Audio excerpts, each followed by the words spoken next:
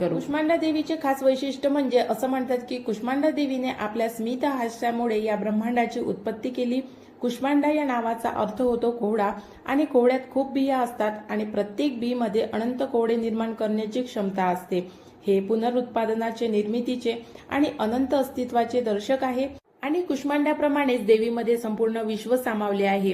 हे देवीचे रूप आपल्याला निर्मितीची ऊर्जा देते। ज्याप्रमाणे देवीने ज्यावेळेस सृष्टीचे अस्तित्व नव्हते, चारी बाजूला अंधार पसरलेला होता, तेव्हा देवीनेच आपल्या स्मित हास्यामुळे ब्रह्मांडाची रचना केली होती, म्हणून ती सृष्टीची आद्यशक्ती आहे। आणि कुष्मांडाच्या उपासनेमुळे भक्तांना त्यांच्या आजारापासून, त्यांच्या कष्टापासून त्यांना दूर करण्याचा मार्ग कुष्मांडा देवी दाखवते।